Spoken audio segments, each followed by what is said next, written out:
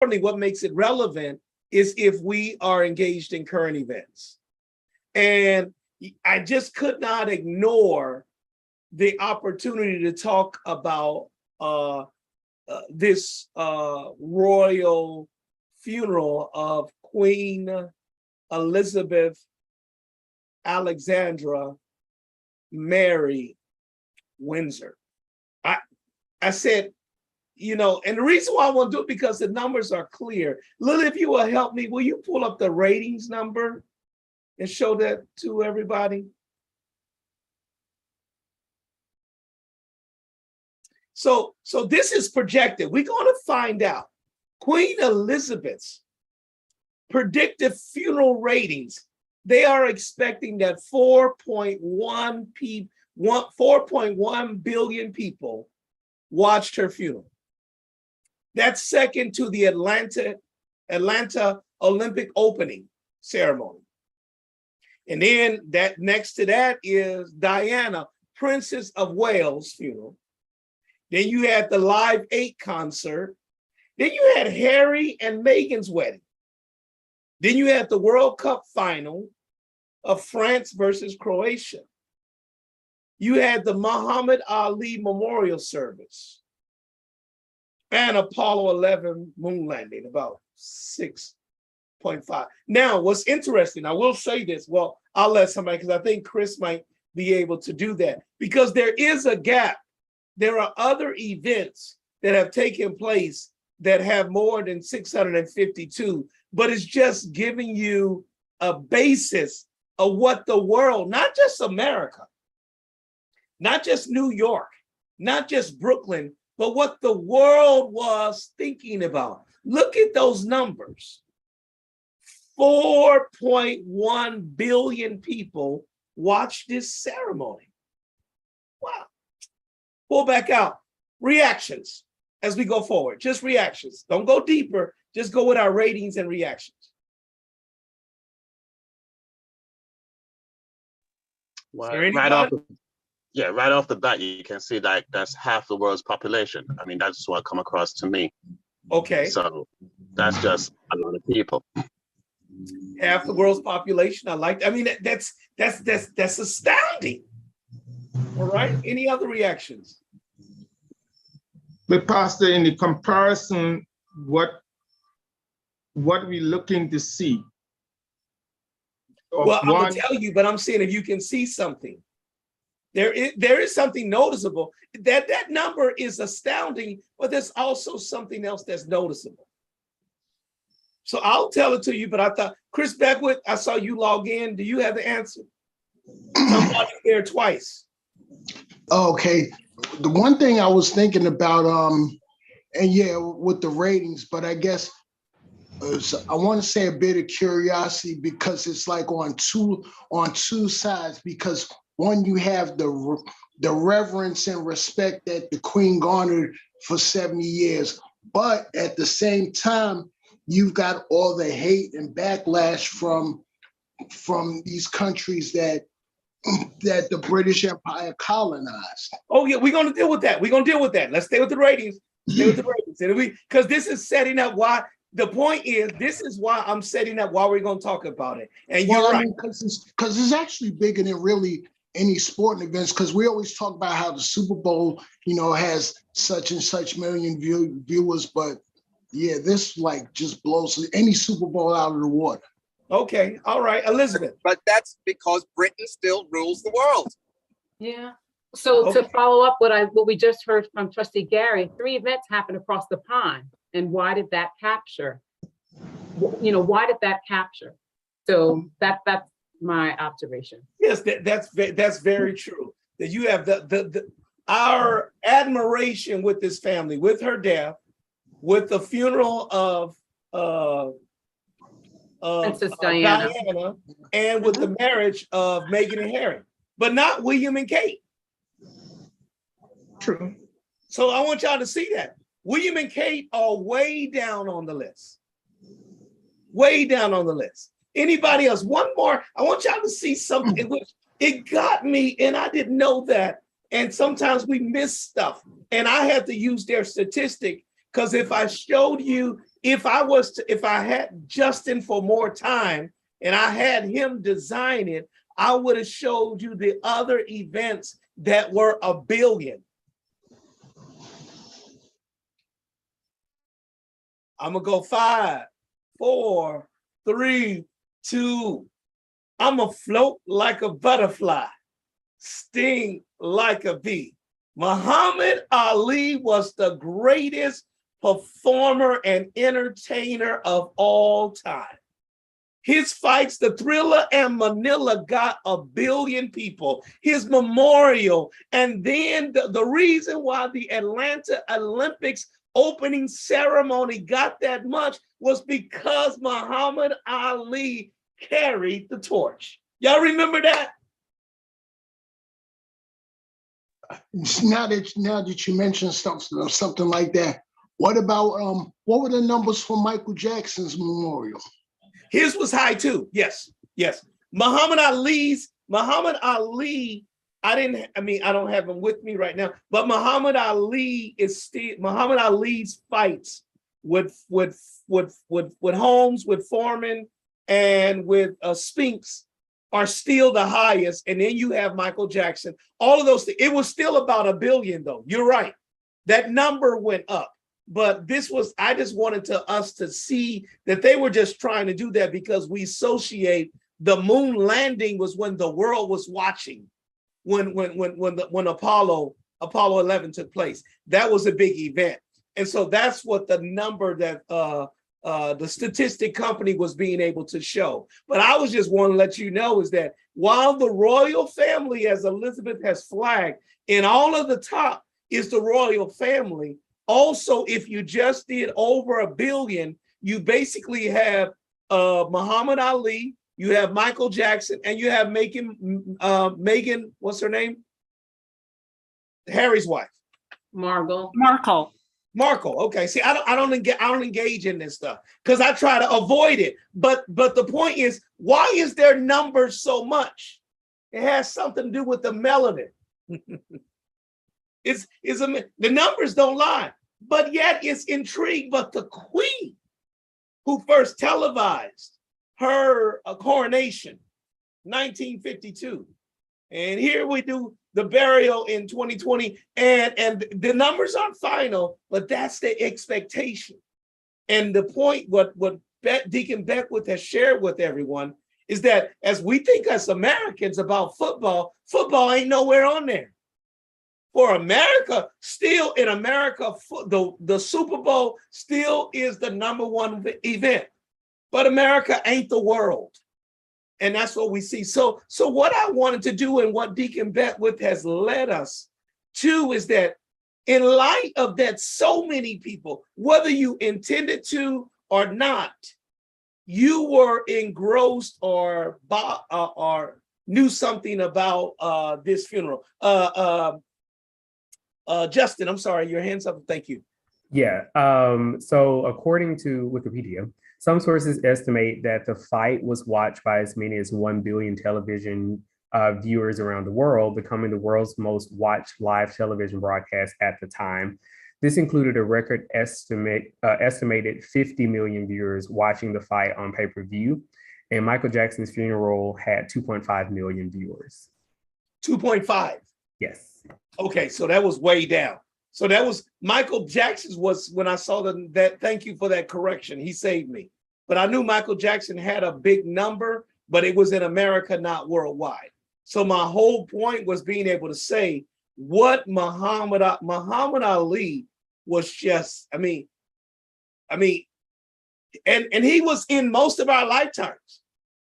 Whether you watched fighting or not, or whether you saw him with Parkinson's, this man reached the whole wide world, and again was a friend of Martin Luther King and Malcolm X and Elijah Muhammad. I want us to really see that this guy from Louisville, the Louisville Slugger, in that regard, and so I love seeing that piece. But then just outside of him, with our desire is knowing the power that the royal family, and it's so strange for this country. I want y'all to understand when I'm talking about this cognitive dissonance. We talked about this on Sunday.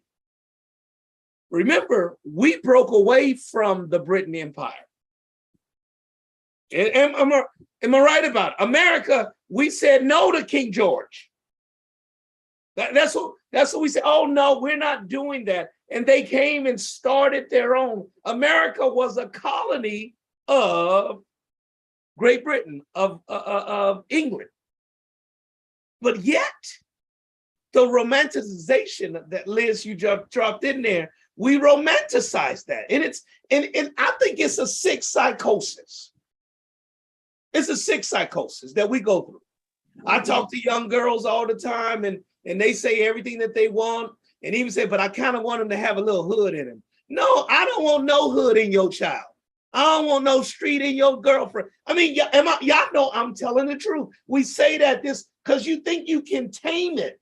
You just want just a little bit of it, but nonetheless, but we said we wanted none of it. That's why in the Constitution, you cannot serve in office and have any title of nobility.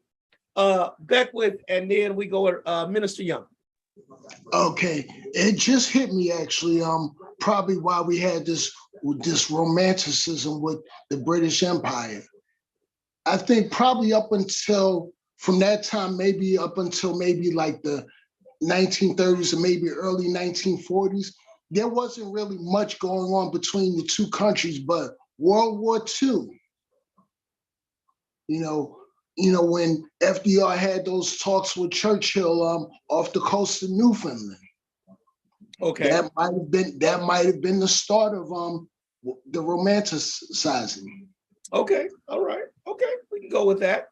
That's not bad. Absolutely. And coincidentally, I haven't had a chance to watch this since he talked about World War II.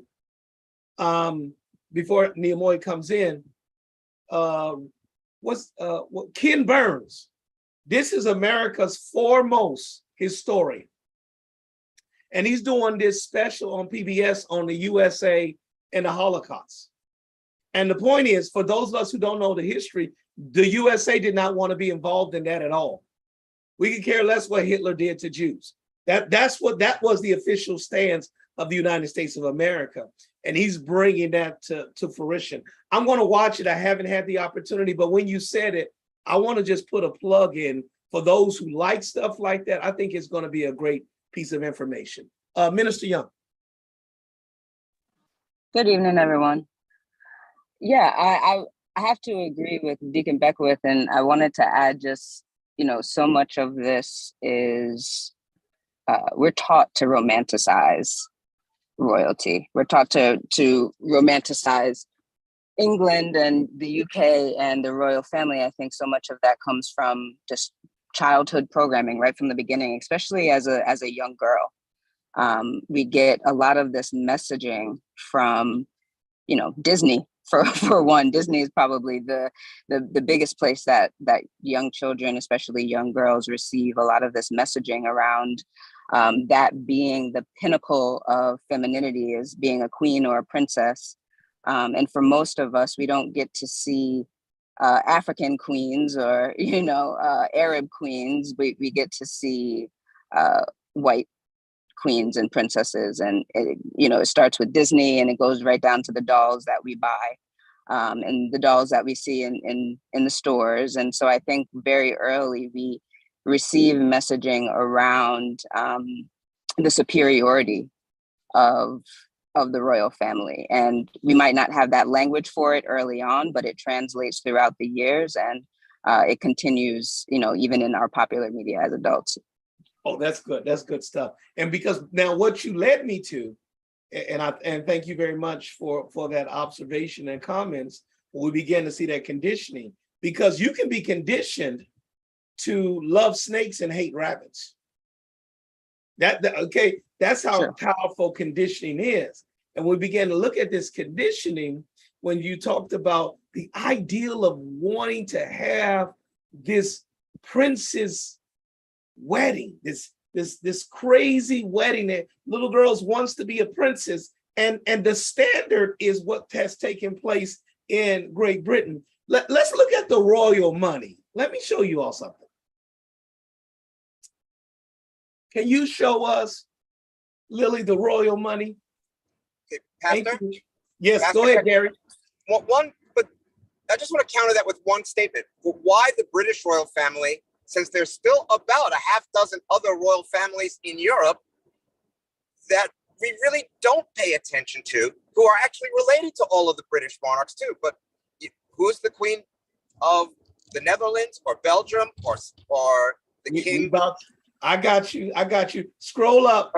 Scroll. You got to scroll on the screen for me, Lily. Thank you, Gary. Yeah. If you just click on the royal money, I'm sorry, so it can lift up and highlight by itself.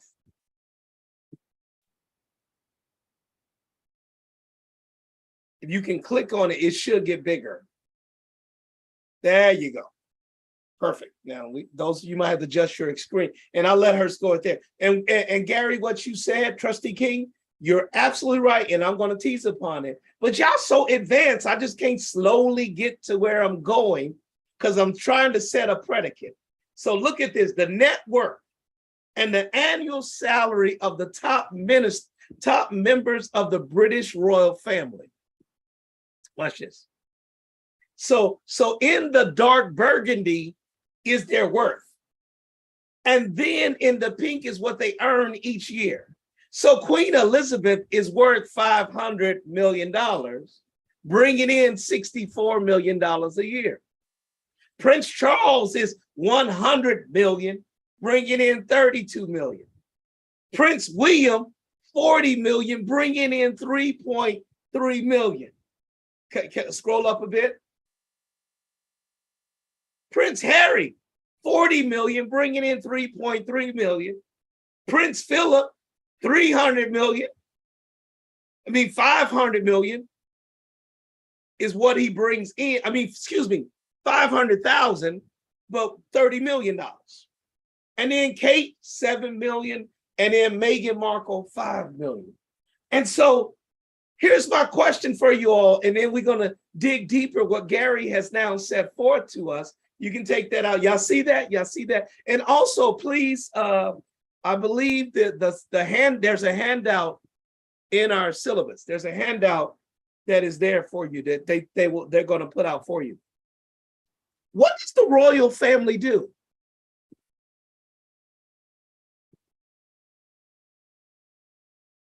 LeBron makes $1 billion by playing basketball. Denzel makes hundreds of $millions, and Viola Davis by doing movies. What does the royal family do to get paid an annual salary? Advocate for the Queen. Okay, advocate for the Queen. Okay. No, they are the head of state versus the head of government. Okay. So they do all of these state functions. They greet other state leaders, but they have no role technically in governing the realm. Wow. And they get paid so much money. They're also a major tourist attraction. A major tourist attraction. So they say, people coming to see us. That's what we got to be paid for. Somebody just tweeted, well, what does the Kardashians do? Don't they take money from other people? Wait, Lily, what you say? Don't like all those little British folk like to take money from other people? You hit it, sweetheart. Look, out of the mouth of babes. I got another one for you. Anything that says royal something or other, who do you think that is? That's it. Well, and so watch this. So hence, what I wanted to say is all of this admiration toward this family that's getting paid. But what Lily said is, but they're taking money from people, whether they taking it or they have taken it. And we'll now look at these type of governments. Again, as I review, because we still want to teach for us to understand. And again, you can grab the handout, it's online, you can grab it, because I want to make sure that you are equipped. I'm not just speaking off the cuff. It's about government.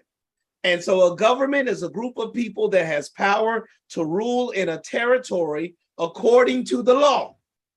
This territory may be a country, a state, a province within a country, or a region. Governments make laws, rules, regulations, collect taxes, and print monies. That's what a government does. We have several types of governments that exist.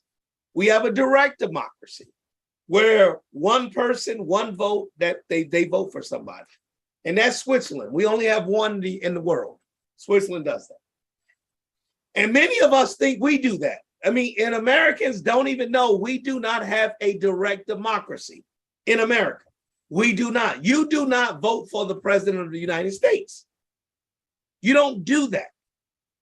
You don't vote for your congressperson. It is a representative. So direct democracy is only in Switzerland, where you have one vote and you vote for something. In a representative democracy, you have what we call parliamentary democracy or legislative, which is in Canada, United Kingdom, Japan, and South Africa, where those are examples. And that's where in Israel, you vote for, your parliament votes for the leader, not the person. The parliament is able to vote for the leader.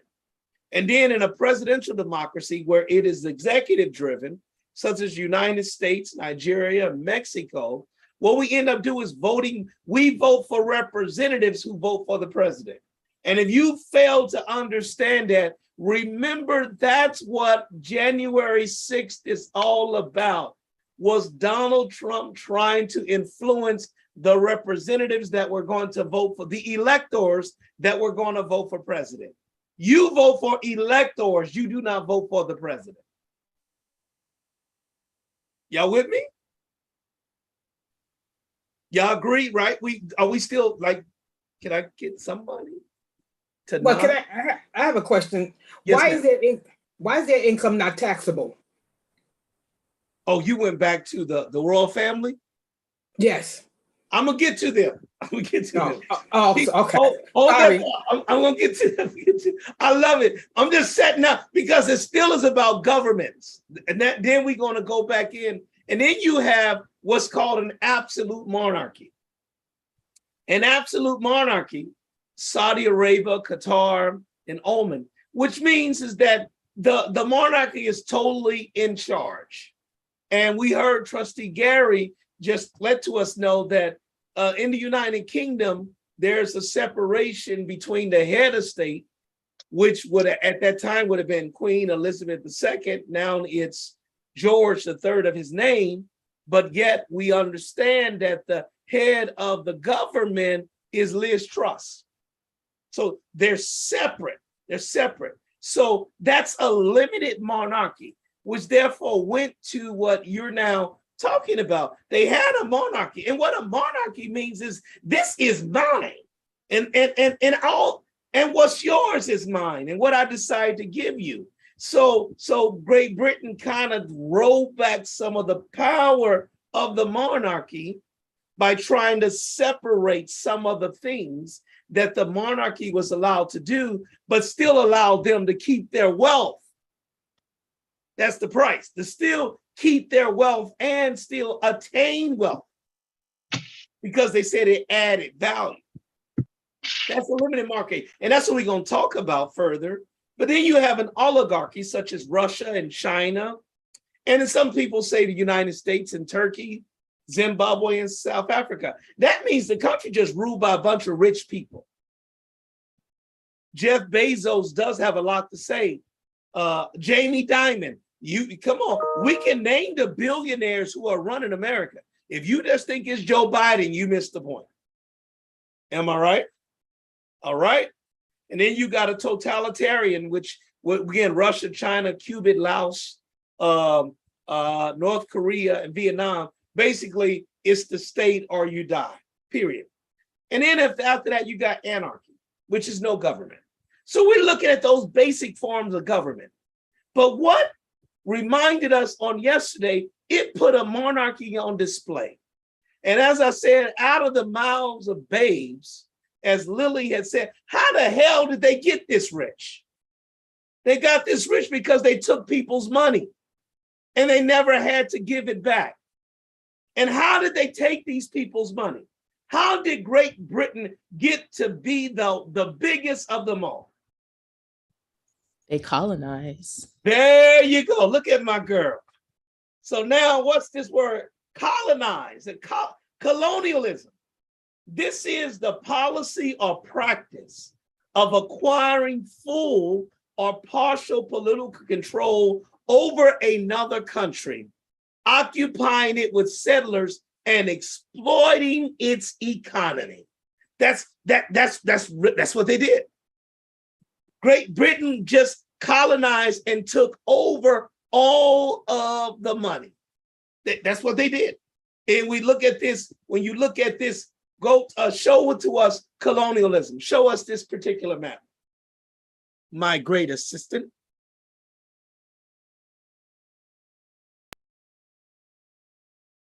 And watch this, beloved, she knew that without having the aid to be able to see this.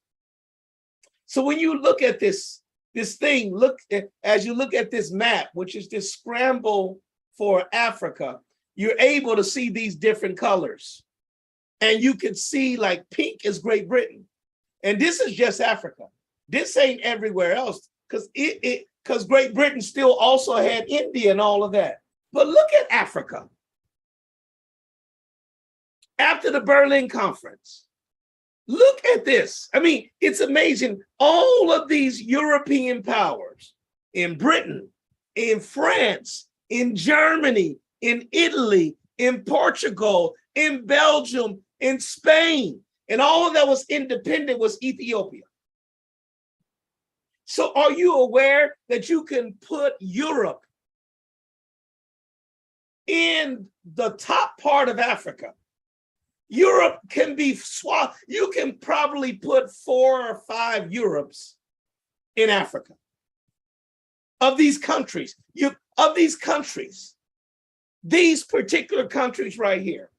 But yet somehow they were able to subdue and take over Africa and Asia through colonialism, where they were able to take the gold, the diamonds, the cocoa, the tea, the silk. That's all this stuff. What do you think about that? So when we see the queen with her diamond and all of this stuff, that diamond didn't come, they didn't buy that diamond. That diamond was looted. That diamond was stolen. That's a blood diamond. Comments? So it's interesting that everyone's been racing and chasing for control over Africa, and it's happening in other brown and black nations going after natural resources. I saw something about Guyana. Again, it's being tapped for its oil. The same countries that were considered to be struggling or developing. And it's just an interesting, it's ironic, but it's also, I think, again, it's this repeat of history, to dominate. Okay. I love that. Anyone else?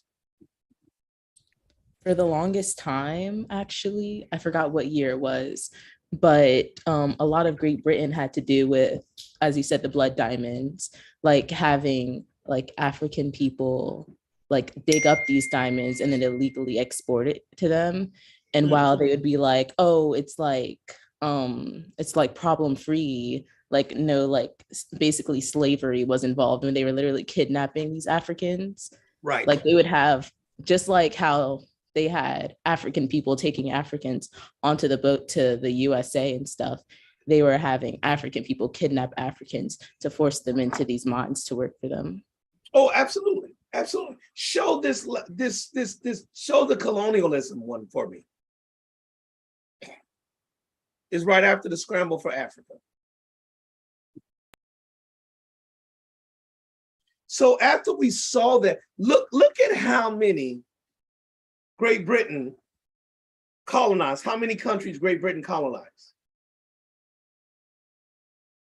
compared to the next one, which is France. 115 countries to 53. that they exploited their people, not only, as Lily reminded us, not only the resources, but the people. She must go to a great school to know that. Did y'all know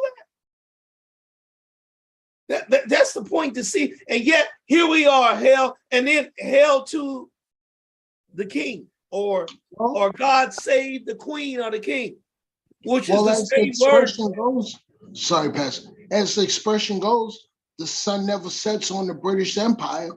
That's obvious. That is correct.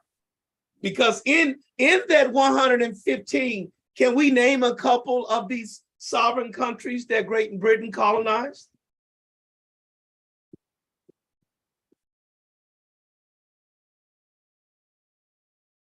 Anybody? Can you just name one or two? I'm giving you an opportunity to participate. Well, the Caribbean, Australia, New Zealand, Hong Kong, Egypt. Okay. See, I guarantee Jordan. The Caribbean. Did you say America already? And technically, America would be what you right, absolutely. And we failed to understand that's the American Revolution was to rebel against being a colony of Great Britain. Not to forget the fact that they're rebelling against being a colony while they had already invaded on someone else's land. Absolutely. So they were fighting for freedom that they already took away. Woo, we look at this. We're gonna have fun.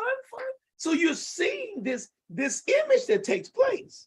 And so that's why now people are getting mad when you post the queen has passed, and she's been a monarch since 1952, and she is well loved. But like, how are you well loved when you participate in colonialism, which is straight up exploitation? And if you don't know what exploitation is, that means is that in my community, meat costs more and it is a day late. Bread costs more and is not fresh. Milk costs more and it is not fresh. That's the aspect that takes place. And that is one of the concerns. And yet we began to see, how is this happening?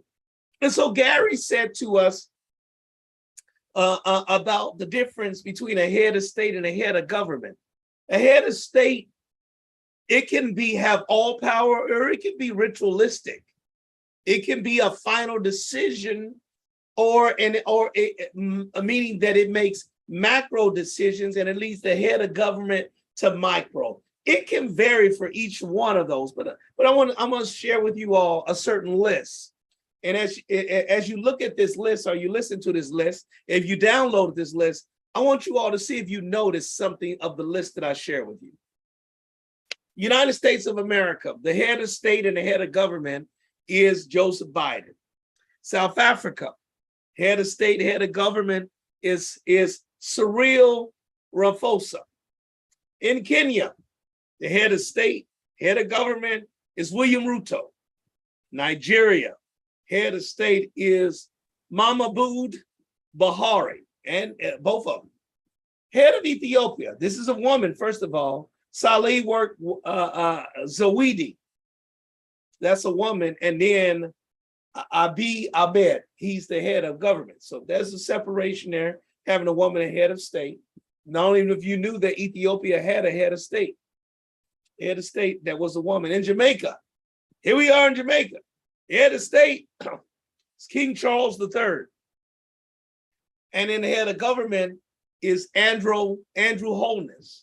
In Germany, Frank-Walter Steiner is the head of state, and the head of government is Olaf Scholz. In Japan, the head of state is Emperor Naruhito. And then the head of government is Fumio Kishida. In the United Kingdom, the head of state is King Charles III. Head of government is Liz Truss. In Spain, the head of state is King Philip IV. The head of government is Pedro Sanchez. In Norway is King Harald V, head of state, and Jonas Gahr Store is the head of government. In the Netherlands, King Wilhelm Alexander is the head of state. But Marquis Root is the head of the government.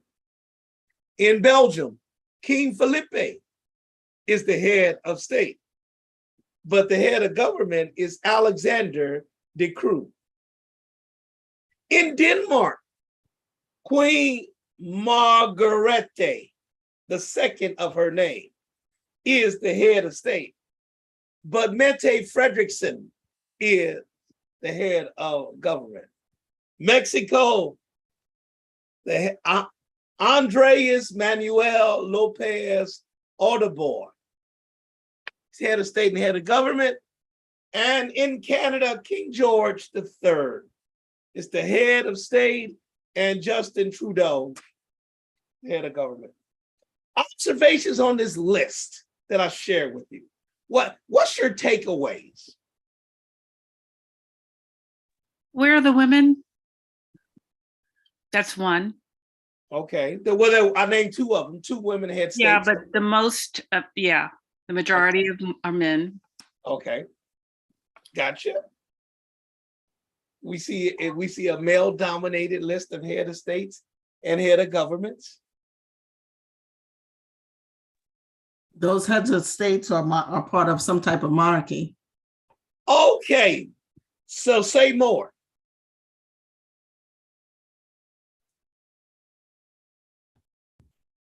They are heads of state, but they are at the same time, since they are part of a monarchy, they're probably in some way getting money that they don't really deserve. Okay, I like that. I like that. Anyone else? I like it. Those heads of state usually are over more than one country. Okay. And if you're head of state of more than one country, what does that mean you are? Lily, tell them the word. A colonizer. Thank you very much, Terrell. You're a colonizer. That's it. I fed you. You're a colonizer. That's what happens. So when you have those titles, it's amazing that the monarchies are sustained because you're still engaged in colonizing, because there's no way for you to make money. You collect money. You collect dues. Now, one of the strange parts is that, and I don't know how I left that out in my sheet, was to be able to say, and that's what was the importance of the French Revolution. When Madame, or whatever her name is, said, let them eat cake, and they killed her. And there went the French with the guillotine. There went that aspect. There went the French aristocracy. But Great Britain was able to say, well, we can try to manage it. And America could say, well, we will have George, but he will not be a king. He'll be a president, but yet we still can be admiring them. But when you admire them, you're missing out on the price of what colonialism created.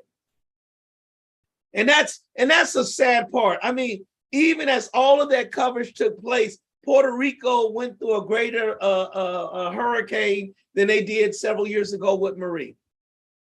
Hurricane Fiona was more devastating. And yet we couldn't stop just watching people walk down the street. Am I being petty? No, that's because I think that's the same thing that I read it online. Same thing that Anna Navarro said on The View. Well, I don't know if she said it on The View yesterday, but I know she actually tweeted that. Yeah, that's true. Deacon Fagan. Yeah, I think of a relationship that a landlord has with a tenant. If something goes wrong with a house, the landlord is responsible. Now, England has this relationship with these different countries that they colonize.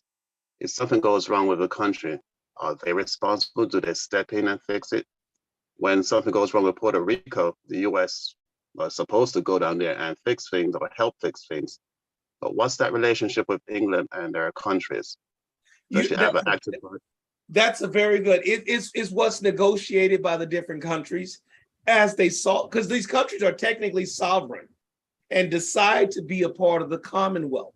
And because of the secretness of it, you don't know, because they hate it, if these countries are being able to send back money to the Commonwealth.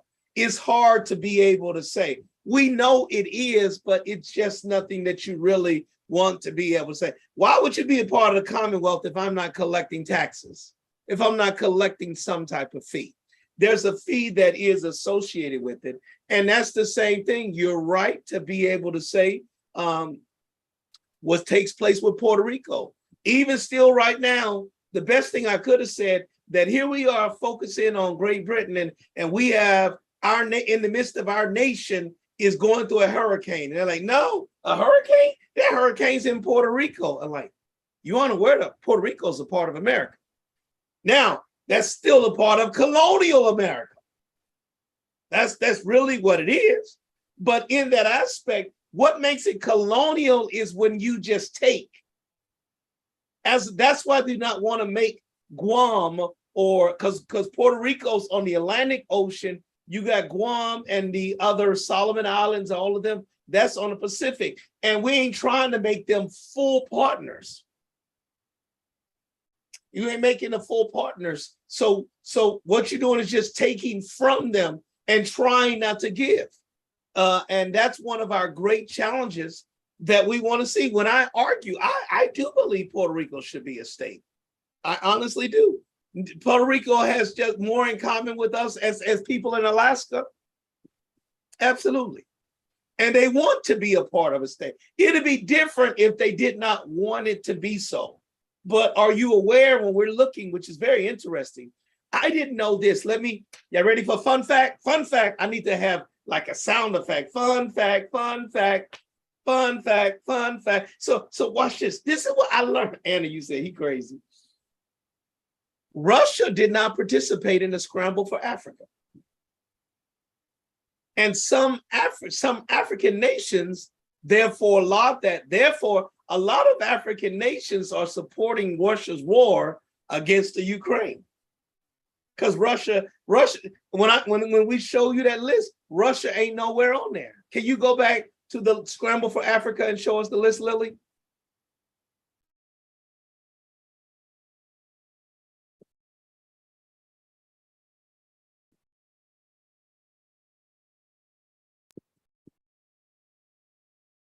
Look at that. Russia ain't nowhere on there. We see Britain, France, Germany, Italy, Portugal, Belgium, Spain. You can pull it out. What was Russia doing? Probably conquering somebody else. Okay, that's pretty good. They were conquering their neighbors. Because the way Russia was situated, it was too difficult. And that's the point. I'm not saying Russians are better. Let me be crystal clear, because otherwise you're going to see somebody come in and arrest me, you see me disappear, my screen disappear. I ain't saying that. What I'm saying is it was a strategic decision that Russia was trying to expand its space in Europe. They weren't trying to go. And the way, if they had to go into Africa where they were situated, it took too much time and effort to get down to South Africa to get around, and they had to still deal with Great Britain. Great Britain controlled the Suez Canal. Great Britain can watch this. I want y'all to see how powerful Great Britain was. And when you think about the power of Africa, Great Britain controlled Egypt and the Suez Canal and Africa. And they were fighting with the Dutch over South Africa. That's what I meant, South Africa. That's what it is. So because you're controlling the tip of Africa where the traffic needs to go through. And if you take the long way around, you got to deal with Great Britain. If you take the shortcut through the Suez Canal, you got to deal with them. They didn't want to deal with that. Secondly, also we know, thanks to I Can See Russia from My House, Sarah Palin, is that Russia actually sold Alaska to America. Yeah. And that's why that fool, y'all former president, thought he could buy Greenland. He was serious. Don't y'all know that? Or I'm not just making stuff up. But so that's that struggle. But that's an interesting fact. And some people therefore think, well, that's why we can embrace communism and we can embrace them. You can do whatever you want to, but that doesn't mean that Russians liked Black people or African people. There were Russians that tried to come in and do that over toward Ethiopia, and they were defeated. And Ethiopia and Russian Empire disavowed them. I think it was Nikolai, somebody.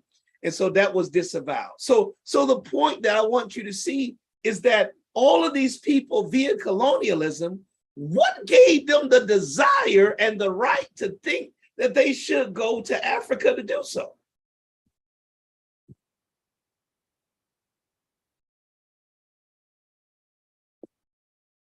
What we call it is called a white man's burden. That's the white man's burden. They created this. They actually believed that there was a burden upon them. There's a book, you learn about this. And again, it's not just Africa, it's Africa and India, particularly when think about this. As Deacon Beckwith has shared with us, that the sun never sets on the British Empire. So that's India and Africa, and then parts of China. That is massive.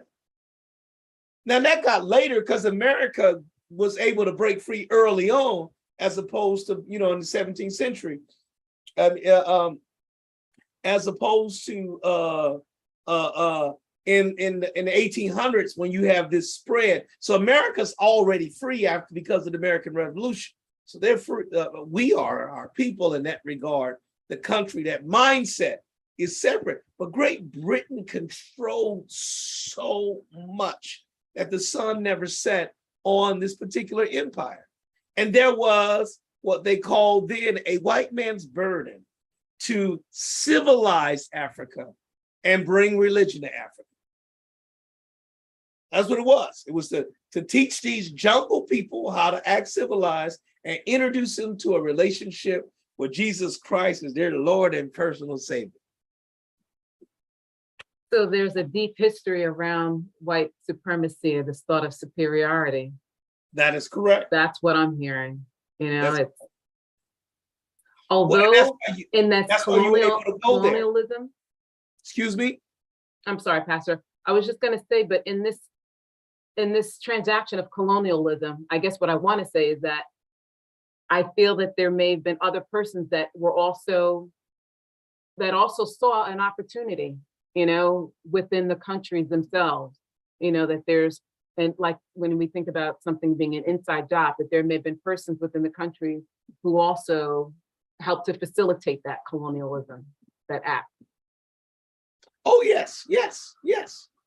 That's very true. Again, colonialism at its simplest is just you trying to, it still happens. But again, when we go on vacation, we go to the Virgin Islands. The Virgin Islands are called the British Virgin Islands and the American Virgin Islands. But yet these people are not entitled to full citizenship. Now, that took place in Rome and it took place in Egypt. It's not necessarily new. It's not new. But what it is it's still never beneficial to the other person because they never get a full standing. So whenever you are a half citizen, you miss out on what it means to be whole. It's partial to be colonized. So you're right, somebody is certainly benefiting from that. Terrelyn? Yes, for them to go in and colonize, do you think, I also see it as they just want to go in and take and then dress it up as spreading the gospel.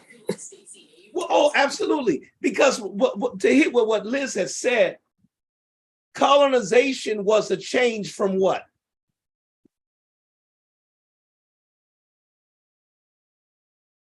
Slavery. Thank you. Slavery. That's what it was. So now we got civilized and said, okay, we can't enslave these people, but we can charge them more. We can charge them 24% for interest.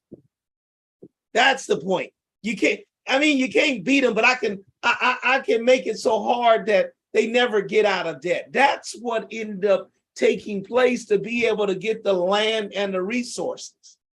So you created deals because what led to this was the Industrial Revolution. And what do you need from an industrial revolution? You need workers, you need people, you need raw materials. Europe is what I wanted you all to see. Europe is very, very small.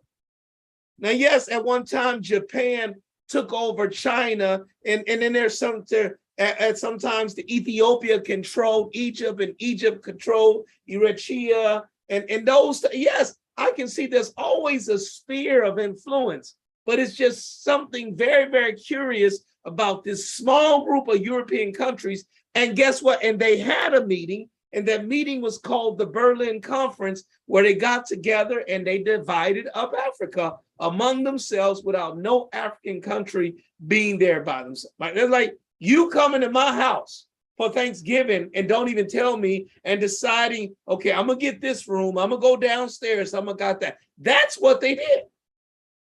Deacon Fagan. Yeah, just a segue from what you're saying. This is what I'm afraid of, what's happening in Jamaica right now with the Chinese. They're building roads and bridges and all kind of stuff going on down there, charging a heck of a lot of rates and everything. Jamaicans are so one-dimensional, and they're thinking that, oh, we're getting all this stuff and everything, but what cost are we getting it? At one time, they were going to use Jamaican workers to do these construction work, but little by little, slowly but surely, they're bringing in Chinese workers who's doing it. So they're doing the work, they're getting the money, and it's exorbitant. Jamaica won't be able to pay back all. So there's going to be some kind of like new age colonialism going on in Jamaica, and it's going to bite them without them even knowing. It's like a frog getting slowly boiled. It's happening, but they can't see that it's happening. So that's a concern. No, I see what you're saying, and I've heard about that with their investment, and that's what Russia and China are doing. They're reinvesting in African and Caribbean and Latin countries. But what you're saying is, what's the fine print? Because nobody, even still, let me be clear, even still with America, there's a fine print. What's the best interest of that? I mean, and so what we see what's taking place with Venezuela, you guys, I ain't put that on there, but America has destabilized Venezuela. We did that. And now when a Venezuelan now, after the destabilization of their country, say, I don't want to stay here, and decide to find a way to track across and come to the United States of America. And then they do finally get in and say they're going to be a hearing. And then somebody tell them, hey, well, I got a better job for you, a better chance, and put them on a plane and take them up to Martha's Vineyard. I'm not making this up. It's a true story. It's a true story about that. And that's what we have. And again, whether it's intentional, unintentional, these are facts. And that's what we see, what you're talking about, what's taking place in Jamaica. And that's why it's taking place in others. And what's interesting is where it has never taken place. And that's in Haiti, because Haiti engaged in the first successful revolution against this white supremacy. And Haiti will forever pay that price. That's it. That's the truth. That revolution started in Haiti. That revolution fighting spirit is in Haiti. But you ain't getting Haiti gets no love. Not even from their neighbors, Dominican Republic. Share the same island. But so you have this white man's burden to civilize Africa, and then they therefore bring religion to Africa. And then you have this social Darwinism, which is survival of the fittest. So what they're saying is, even though we're small, the strong survive.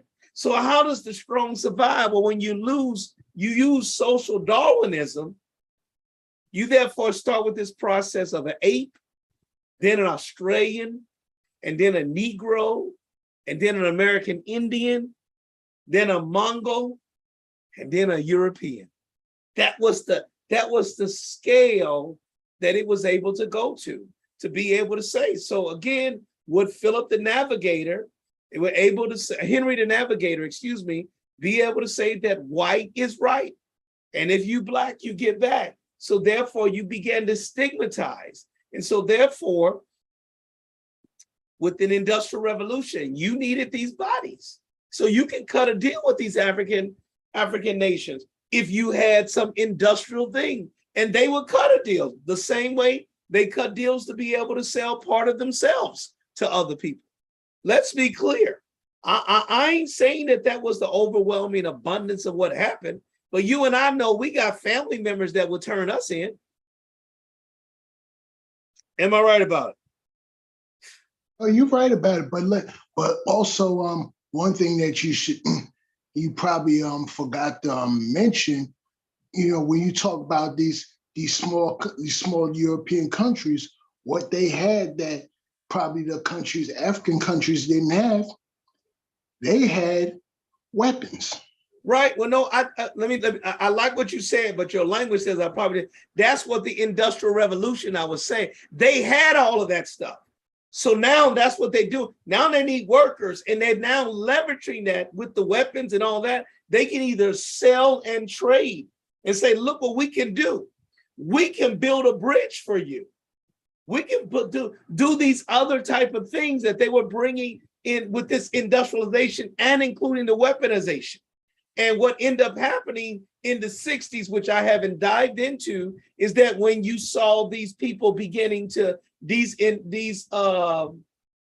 colonized countries decide to leave, then what the European countries said, we built that, we taking our stuff back. They began to tear up the roads, rip up the plumbing and the water, just say, y'all start all over. We helped build that.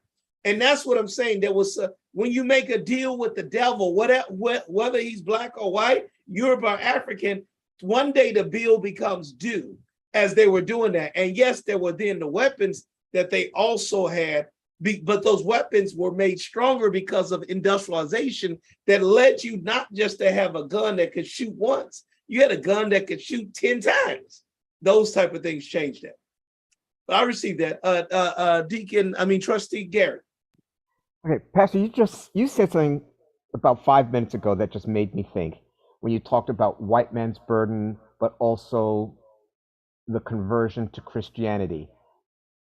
And I never really thought about this before, but I wonder whether part of Europe's issue began, say, 1,000 years ago, or maybe not 1,000 years ago, but during the Crusades, when they felt they had to free the Holy Land from those heathen Islams, and the Arabs down there, and that started their thought about, well, hey, we succeeded. Well, now we've got to save the world for Christianity, just like we had to save the world for democracy in World War I. No, absolutely, and thank you for bringing me back to that, because that's what I was asking you all when we looked at those lists of monarchs.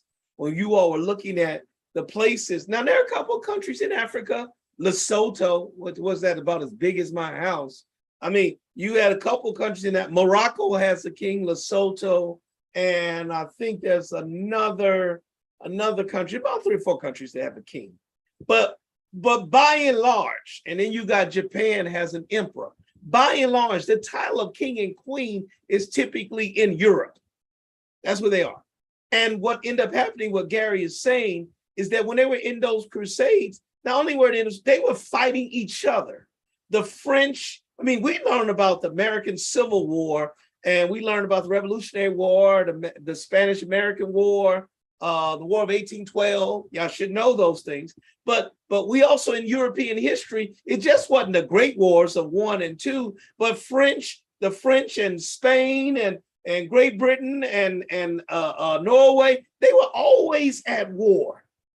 And what they recognize, watch this, and I want y'all to pay attention and listen to this language. They say when they went into Africa, we were warlike because we were tribes always in war. But if you look at your history, they weren't. Europeans were at war, and what made them stop being at war was that they went into Africa and Asia.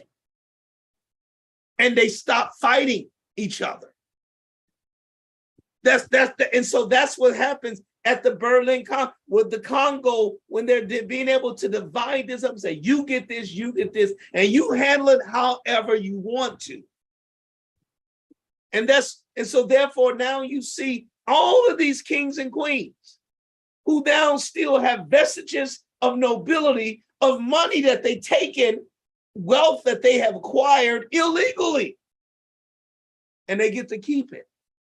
And these people feel good about it. Now, let me be clear. When we're talking about this nobility in America, our nobility could look like Harvard University, could look like Princeton, could look like NYU, you know, who basically used slave, because George Washington, Georgetown, that aspect that or even our Capitol and the White House, all that stuff was built on free labor.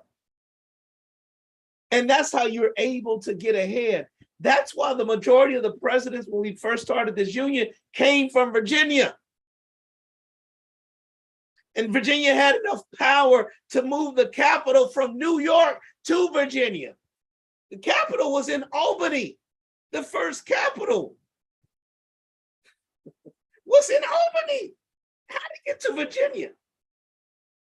Because they had the money, because they didn't have to earn it. That was that. Am I right, Gary? It all happened in the room where it happens. But that's what I want us to see. When you don't have to pay for your labor, you're able to get so much more. And then just because, think about this, I want us to understand. And like I said, I love it. I ain't hating on the Queen at all.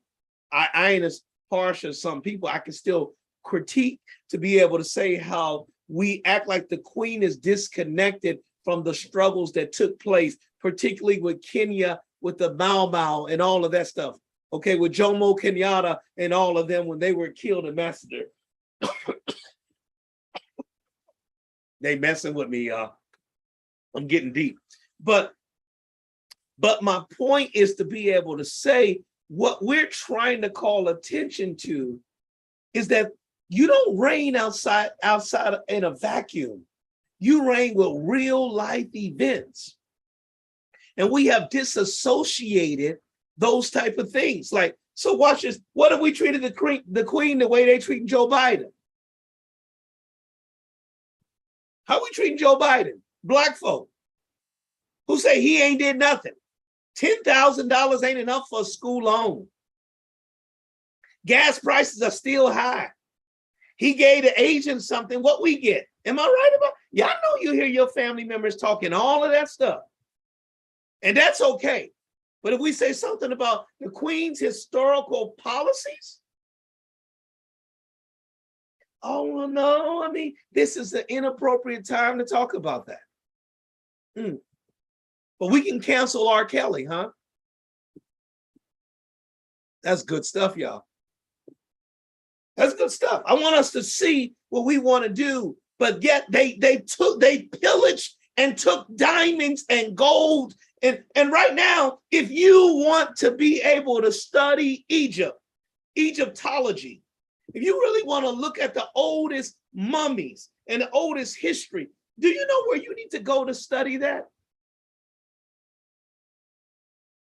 London.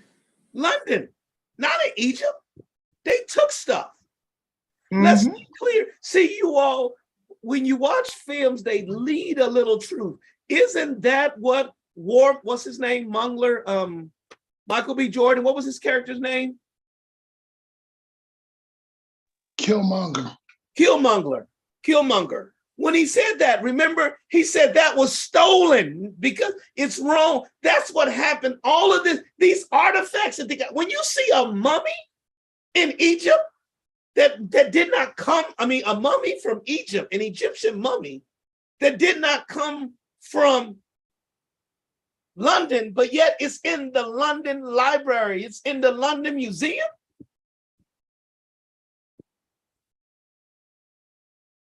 But yet you're supposed to then just start all over and say, yes, that was that past. We're starting over. It doesn't count now.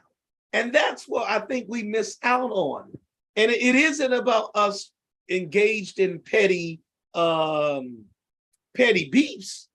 It's really about us being able to be honest about the struggle of what it means to be human and the price of what it meant for us to be able to overcome. And yet, so that's what Walter Rodney then wrote his book, How Europe Underdeveloped Africa.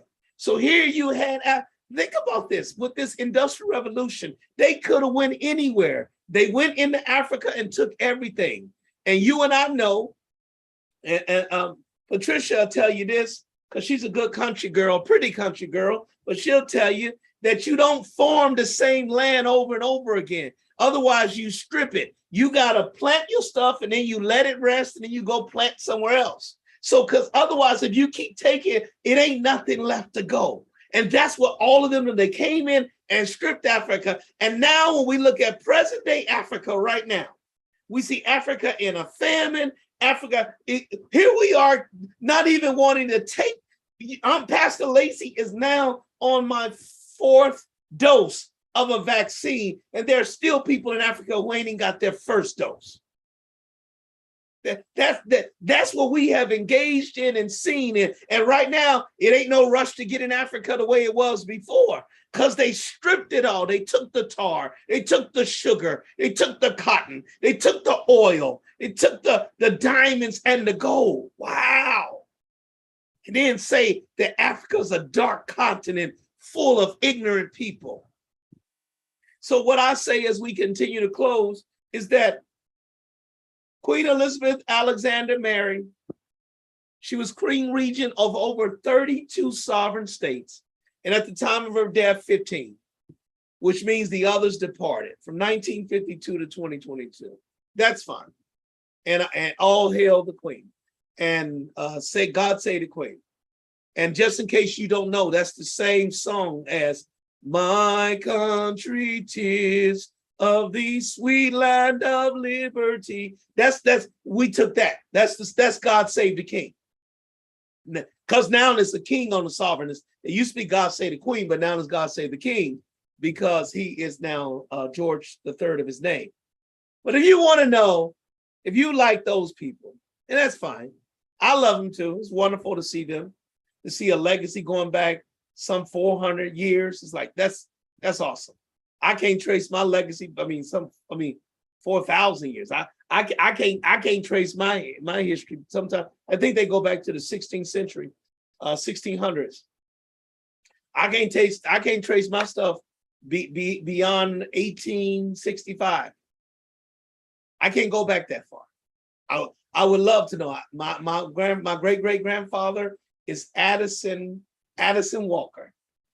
That's as far as I get. I'd love to know Addison Walker's mother and father. I won't be able to know that, but I do know Addison, and I love to say that name. And had I known there, I think I like Adolphus better. I like Addison better than Adolphus. So, but I'll still be Adolphus. But as we think about this Queen Elizabeth Alexander Mary, I want you also to be reminded of several other notable queens that are in Africa. And I encourage you to do your homework on these queens. Queen Amina of Zaria, that's present day Nigeria. She's of the Hosa tribe. She was a real bad sister from 1533 to 1610. That she was able to rule with power. And then you have in Kush, which is actually Sudan and Ethiopia. They have always been in war, and you had a bunch of what they call either the Candake or the Candaces. It was several of them. But Empress Candace of 40 to 10 BCE, her name is, you see, I can't even pronounce her, Amarinias, whatever it is. But nonetheless, this is a powerful sister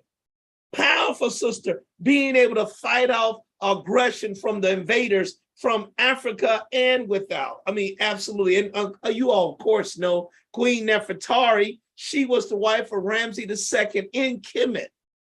And then you got Queen Nefertiti, who is the most popular of all queens. from 1353 to 36 BCE, and she's also in Egypt. But they want us to just still stay in Egypt, and that's why Egypt is not no longer in Africa, but it's in this mythical place called the Mideast.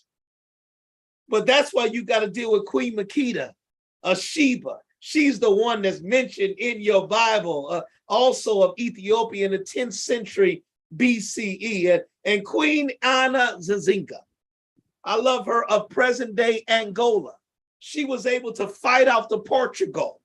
Though when Portugal was trying to invade from the Atlantic Ocean, she led. And then in Ghana, you had the Queen Mother, Yah Asantia, of the Ashanti Kingdom. And it's important when you see Hausa, Sudan, Kemet, Sheba, Noble, Ashanti, and even with the Queen Mother Nandi, which you all saw, that's the mother of Shaka Zulu, the Zulu tribes. They had tribes and nations, but when you got to the time of the Berlin Conference, then they created borders that did not respect the traditional kingdoms, did not respect the lines that were there.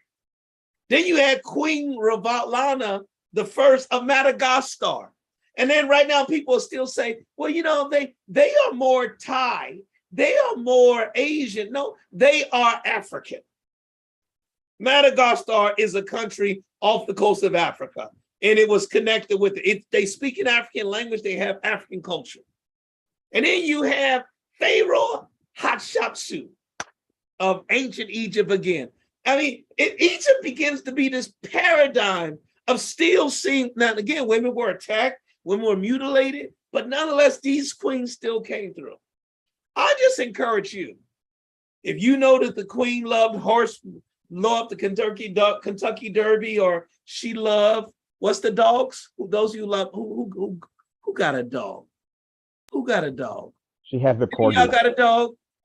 She had the corgis. She had the corgis. So yeah, so I know those dogs look real strange to me, but nonetheless, I'm not a dog person. He's like, but nonetheless, we know facts about this queen. I would just tell us that there are queens in Africa that we can know about. There are queens in Thailand or in India or in China. Mine is no problem. And we still see this aspect even in Europe. But the reason why we put so much emphasis on them and this family is, as what we started with, what Deacon Beckwith has said, is the sun never set on the British Empire. But the problem is that since it didn't, then let's let the sun shine on some of the darkness that the British Empire caused in these communities. The reason we have the Palestinian conflict is because of the British Empire, because they created this conflict there in Palestine. Those are facts. I ain't make it up. People don't like it, ain't comfortable. Those would be the facts. Questions, comments, observations?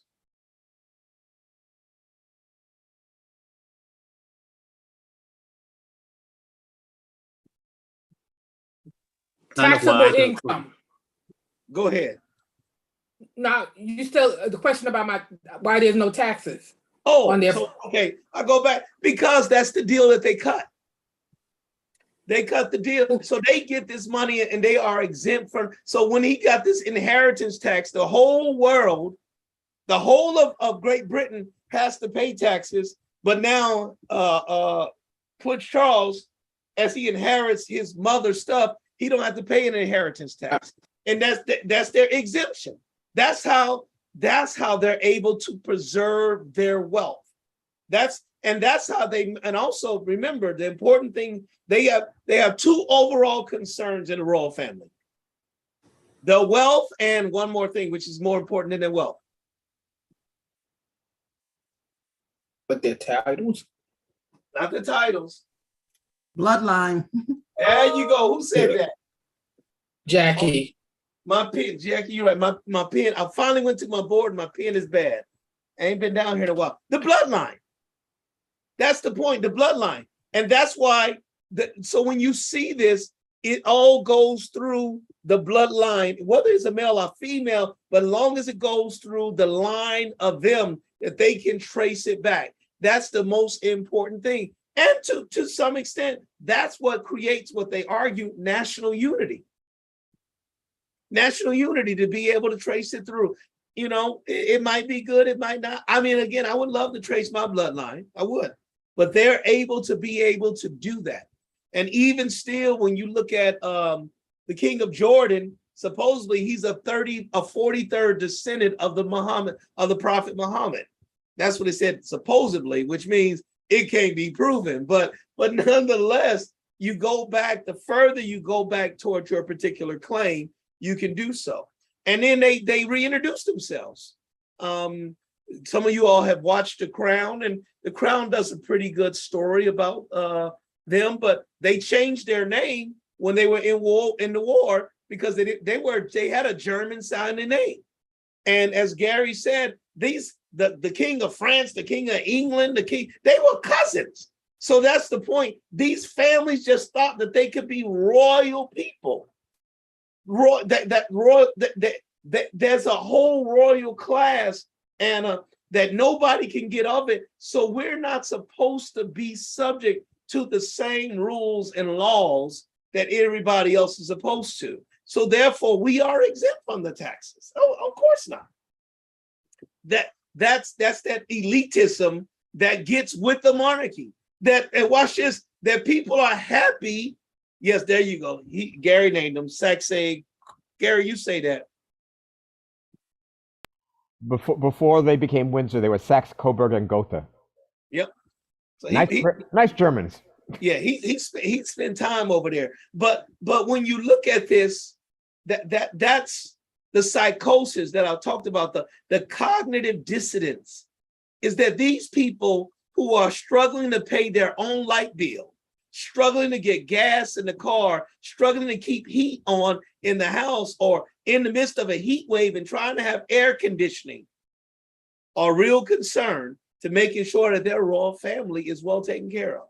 Now, again, people can argue and say, but Pastor Lacy, what about you? We take care of you, you do. And I do a service for you. That's why I ask, what do the royal family do? I preach the gospel. I show up for church. My time ain't just to be able to wave and say, God save the king, God save the queen. No. And it's not my family, it's me. That whole bit, that you still ain't got a full estimate of what that funeral is costing. That cost of that funeral is going to be in the billions of dollars. It's going to be over $1 billion. Now, again, that's still fine if you want to do that. But there's a cost benefit. I mean, it might cost that, but look how much money it's bringing in terms of the tourism. And that's what they would say. You're absolutely right. Look, he got Adolphus. He said, yeah, he's saying that, but I got Adolphus Lacy, Bethany Baptist Church, taking time in his Bible study to talk about this. And that's the point. But mine is, you don't look, I can't just ignore the obvious. I want to take what's before you all the time and now just add a different perspective to that. And again, I love the pageantry. The pageantry is beautiful.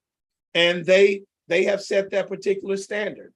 But they also had set the standard of brutality.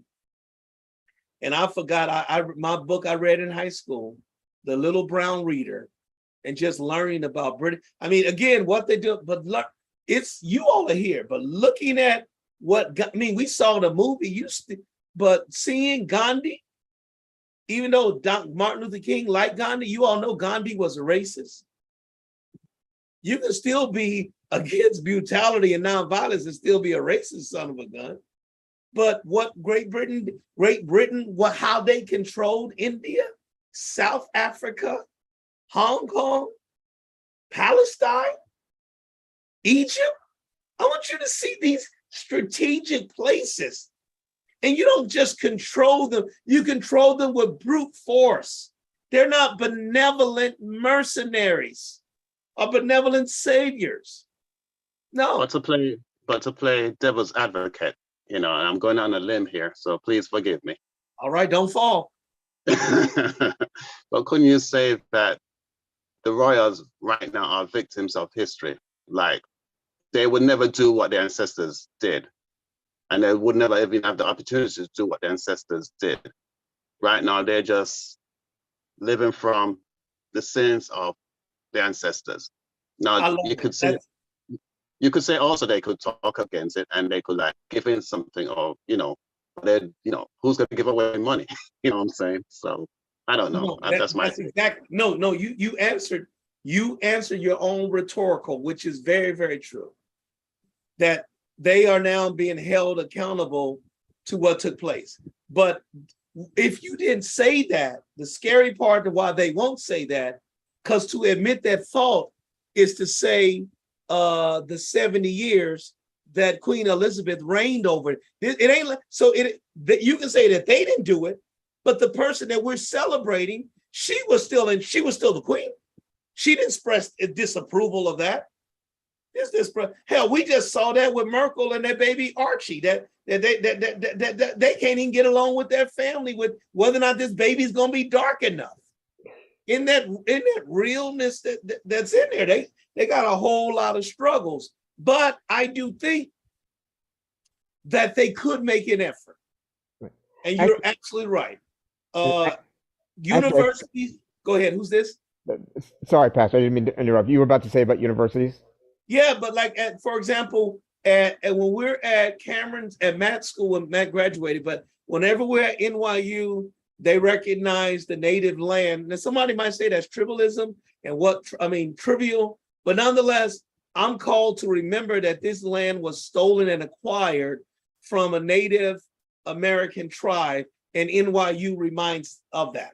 And so they're doing that, and part of that they're trying to then say, okay, if you get accepted to our school, we're not giving you any loans to go to medical school. You can go for free. I mean, you're making it ain't for everybody, but there is some type of effort that's in there. And that's what you got. You can't make up for everything that happened, but you can't pretend like it didn't happen and say, let's just start all over, because you are ahead. I mean, again, you have a $400 million endowment because of that.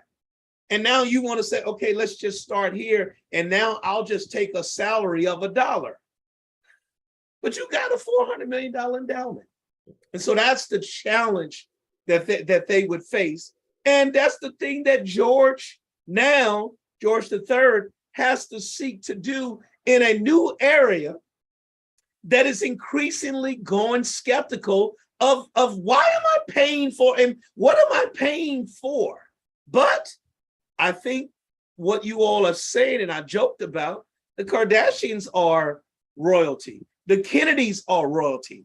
And therefore we allow them, we got certain families, the Trump, Ivanka, the Trump name is royalty.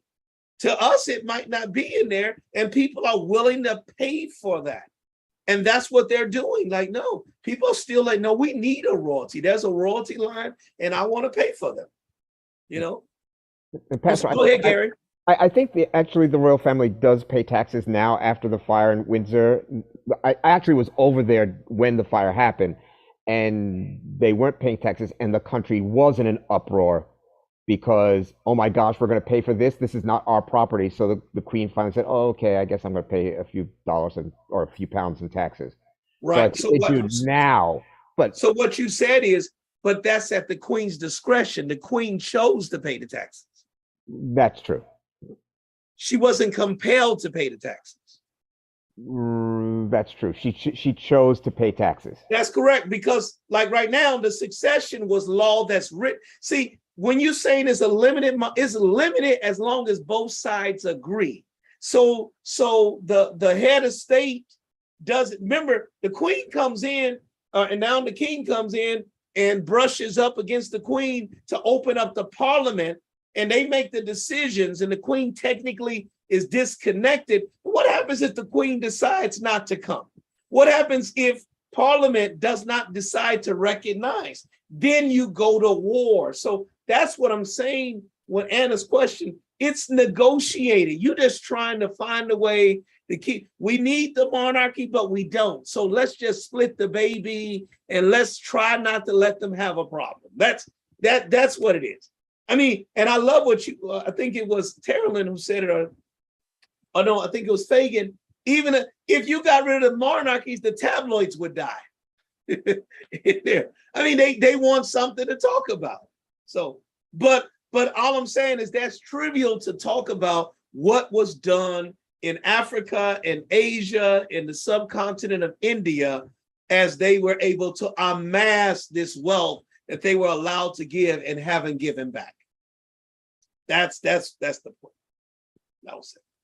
Y'all good? So certainly, are y'all glad to be back? Did we do okay? I'm a little rusty. I didn't hear from Weston, so I don't know how good I did. So, but I thank you all for, she gave me my hand clap. So I thank you all. We will not have Bible study tomorrow. I encourage if you are in the area to come to St.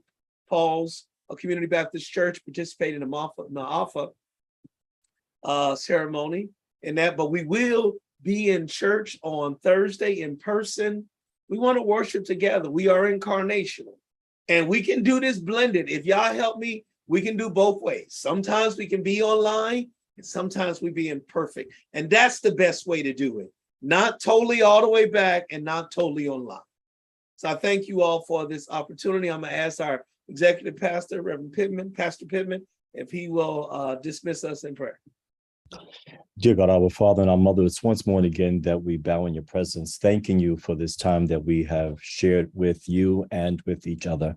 Dear God, before we ask anything of you, we simply want to thank you for the heart, mind, and spirit of your son and servant, our senior pastor, Juan Adolphus C. Lacey. Dear God, we thank you with his going out and his coming in, with his laying down and his uprising, that with all that he has, he still finds it important to spend time with the congregation that you have given to him. And for that, we say thank you. I thank you for my brothers and my sisters under the sound of my voice and the households and the families that we represent. But most of all, I thank you for Bethany Nation, knowing that you continue to do a new work, even in this season of our faith lift. You continue to take us to higher heights and deeper depths in you. It's in Jesus' name that we thank you now and say together, amen and amen. Amen. Yeah, spread the word. I see my brother Clinton Mike said he didn't know I was doing this. Yeah, we doing this. We back now. So spread the word. Class is in session. We're gonna do this and spend some time. I'm gonna be on the road. I'm gonna take my camera and my light, and we're gonna still have class. Amen. God bless you. Go in peace. Good night. Doctor. Good Night. Night. Good night. Good night. Night all.